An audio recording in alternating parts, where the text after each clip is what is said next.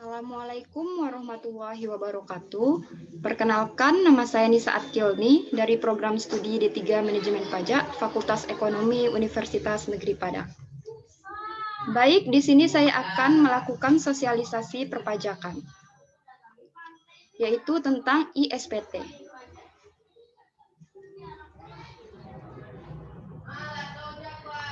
Baik, di sini yang pertama yaitu konsep sosialisasi perpajakan. Sosialisasi adalah suatu konsep umum yang dimaknakan sebagai proses di mana kita belajar melalui interaksi dengan orang lain tentang cara berpikir, merasakan, bertindak, di mana semuanya itu merupakan hal-hal yang sangat penting dalam menghasilkan partisipasi sosial yang efektif. Pengertian sosialisasi itu sendiri berkaitan dengan perpajakan, yaitu suatu upaya dari Direktorat Jenderal Pajak atau DJP untuk memberikan pengertian, informasi, dan pembinaan kepada masyarakat pada umumnya dan wajib pajak pada khususnya, mengenai segala sesuatu yang berhubungan dengan perpajakan. Lalu kegiatan sosialisasi mengenai perpajakan merupakan salah satu kegiatan yang dilakukan pemerintah untuk menghimbau para wajib pajak agar melaksanakan kewajiban sebagai wajib pajak. Meskipun saat ini pemerintah telah melakukan beberapa kegiatan sosialisasi, tetapi masih banyak para wajib pajak yang menghiraukan pesan yang disampaikan pada kegiatan sosialisasi. Namun, ada juga beberapa masyarakat yang terpengaruh dan menjadi patuh terhadap kegiatan sosialisasi. Oleh sebab itu, kegiatan sosialisasi harus tetap dilaksanakan agar semakin banyak para wajib pajak yang patuh terhadap perpajakan sehingga negara dapat meningkatkan kemakmuran warga negaranya. Lalu yang selanjutnya yaitu bentuk sosialisasi perpajakan. Wineruga mengemukakan beberapa bentuk strategi sosialisasi perpajakan sebagai berikut. Yang pertama yaitu publikasi. Publikasi merupakan aktivitas publikasi yang dilakukan melalui komunikasi, baik media cetak seperti surat kabar, majalah, maupun media audiovisual seperti radio ataupun televisi. Lalu yang kedua yaitu melalui kegiatan atau event. Institusi pajak dapat melibatkan diri pada penyelenggaraan aktivitas-aktivitas tertentu yang dihubungkan dengan program peningkatan kesadaran masyarakat akan membayar pajak pada momen-momen tertentu. Misalnya olahraga, hari-hari libur nasional, dan lain sebagainya. Baik, yang ketiga yaitu pemberitaan atau news. Pemberitaan dalam hal ini mempunyai pengertian khususnya yaitu menjadi bahan berita dalam arti positif, sehingga menjadi sarana promosi yang efektif. Pajak dapat disosialisasikan dalam bentuk berita kepada masyarakat, sehingga dapat lebih cepat menerima informasi tentang pajak.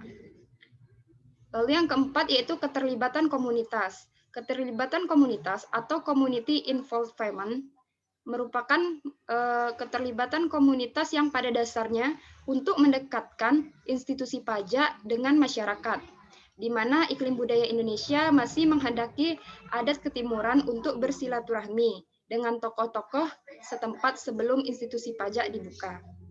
Lalu yang selanjutnya yaitu pencantuman identitas. Pencantuman identitas ini berkaitan dengan pencantuman logo otoritas pajak pada berbagai media yang ditunjuk sebagai sarana promosi. Lalu yang keenam yaitu pendekatan pribadi atau lobbying. Pengertiannya itu sendiri yaitu pendekatan pribadi yang dilakukan secara informal untuk mencapai tujuan tertentu. Jadi inilah bentuk-bentuk dari sosialisasi perpajakan. Bisa melalui 6 cara seperti yang saya tampilkan ini. Lalu yang selanjutnya yaitu brosur sosialisasi ISPT. Di sini saya mengambil contoh ISPT yang mana ISPT atau aplikasi ISPT disebut dengan elektronik ISPT adalah aplikasi yang dibuat oleh Direktorat Jenderal Pajak untuk digunakan oleh wajib pajak untuk kemudahan dalam menyampaikan SPT. Apa sih kelebihan dari ISPT itu sendiri? Adapun kelebihannya itu yang pertama, menyampaikan SPT dapat dilakukan secara cepat dan aman. Secara cepat dan aman karena lampiran dalam bentuk media CD atau disket. Yang kedua yaitu data perpajakan terorganisir dengan baik. Sistem aplikasi ISPT mengorganisasikan data perpajakan perusahaan dengan baik dan sistematis. Lalu yang selanjutnya, perhitungan dilakukan secara cepat dan tepat karena menggunakan sistem komputer. Lalu yang selanjutnya, kemudian kemudahan dalam membuat laporan pajak. Lalu data yang disampaikan WP selalu lengkap karena penomoran formulir dengan menggunakan sistem komputer. Lalu yang keenam, kelebihannya itu menghindari pemborosan penggunaan kertas.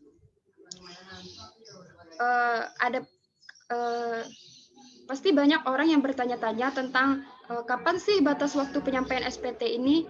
Nah, SPT ini, SPT tahunan untuk orang pribadi paling lambat itu tanggal 31 Maret. Wajib disampaikan, kalau tidak bisa dikenai sanksi ataupun denda. Nah, apa sih sanksi bila SPT orang pribadi terlambat disampaikan? Itu yang pertama, dikenakan denda sebesar Rp100.000, dan yang kedua, dikenakan bunga 2% setiap bulan dari pajak yang terlambat disetorkan. Baik, mungkin hanya sekian presentasi saya tentang ISPT ini. Lebih dan kurangnya saya mohon maaf. Saya akhiri. Assalamualaikum warahmatullahi wabarakatuh.